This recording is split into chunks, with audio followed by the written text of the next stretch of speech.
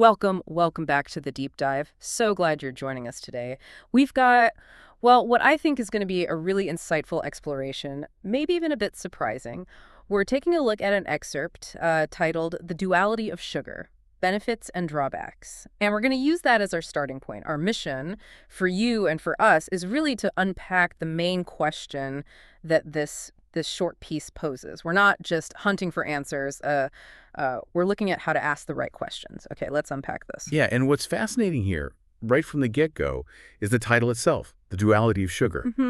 It immediately tells you this isn't going to be simple. It doesn't paint sugar as, like, purely evil or some kind of health miracle. It kind of invites us to look at multiple angles, suggests we need a nuanced view right away. And that's, I think, a really critical starting point. It signals we're not after a simple yes-no, but something more balanced. Absolutely. And that readiness to look beyond just black and white, that's exactly where we want to start this deep dive. Our source material, brief as it is, it gives us this one very direct, very powerful question. It asks, what are the advantages and disadvantages of eating sugar?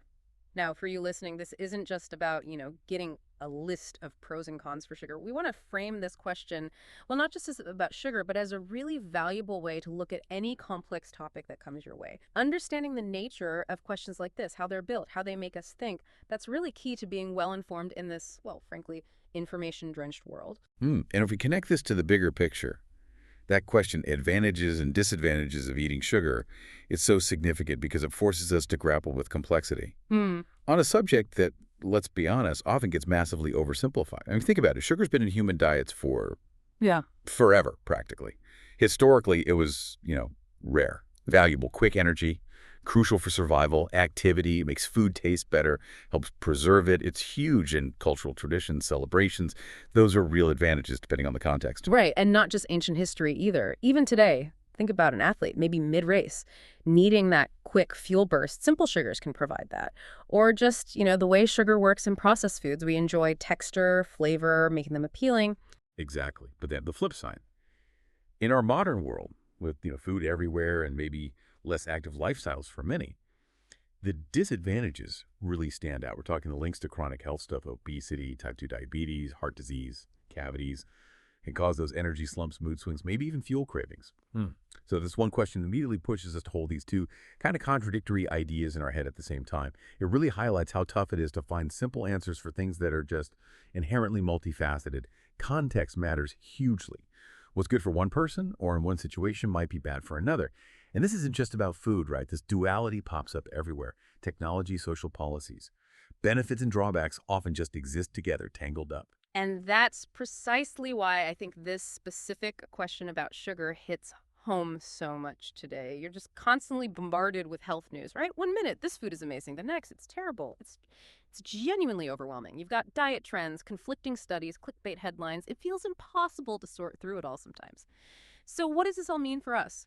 Well, it means our goal here in this deep dive isn't to just tell you sugar good or sugar bad. It's more about helping you understand how to approach complex things like this, using the elegance of our sources question.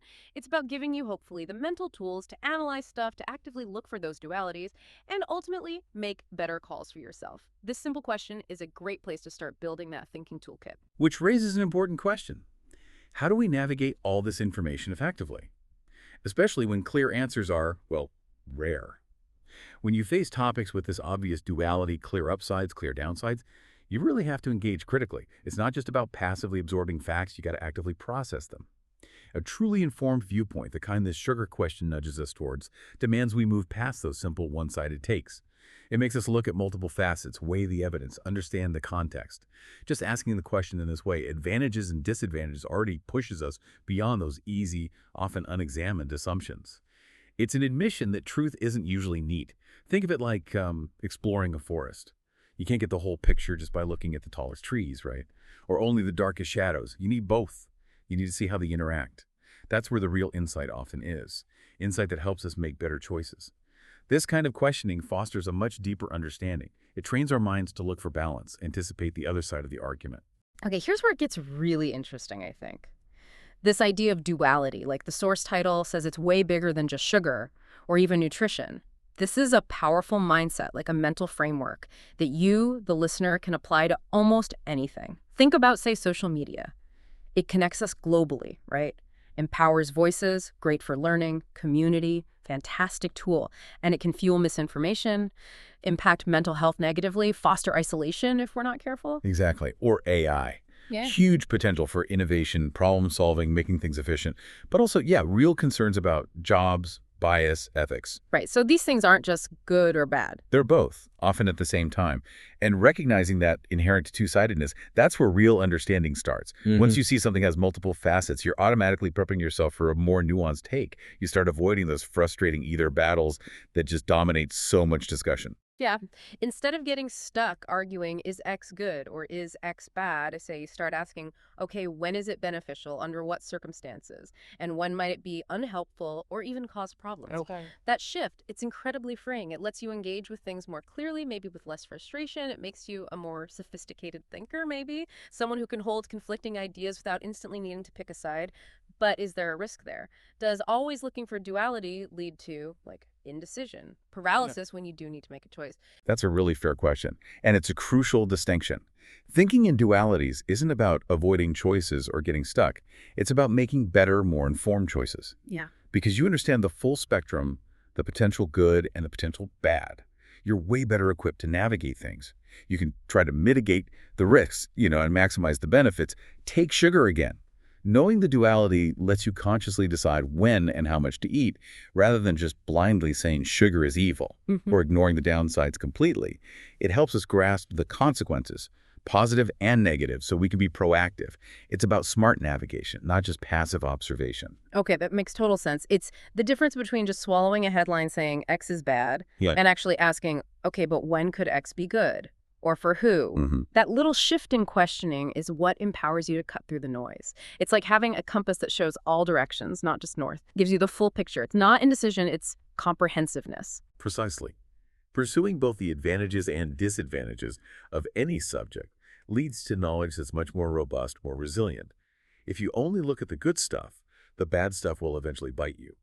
Only focus on the bad, and you miss opportunities or positive aspects. This balanced view just acknowledges that reality itself is complex.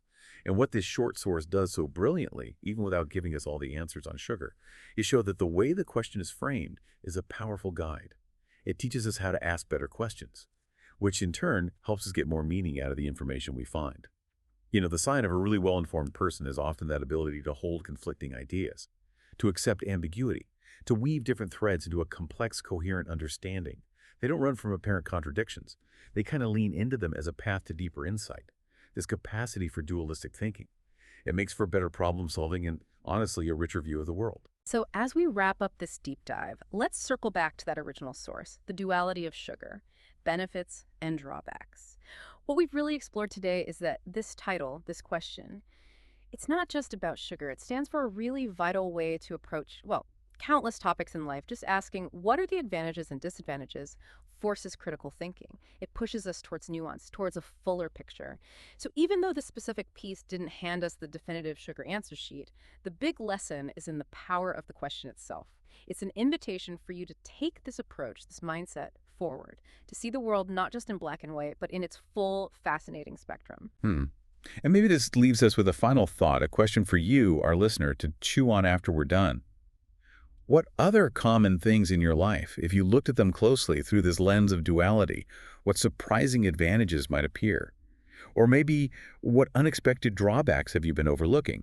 Could be a daily habit, maybe how you use your phone, a trend you see, even a relationship. So the challenge is, start trying to spot these dualities for yourself. Apply this kind of thoughtful analysis we've been talking about. See how it maybe shifts your understanding. That's a fantastic challenge, because becoming truly well-informed isn't just about gathering facts, is it? It's about building a way of thinking. So go on, embrace the duality, continue your own deep dives into the complex questions out there. We'll be here next time, ready to unpack something new.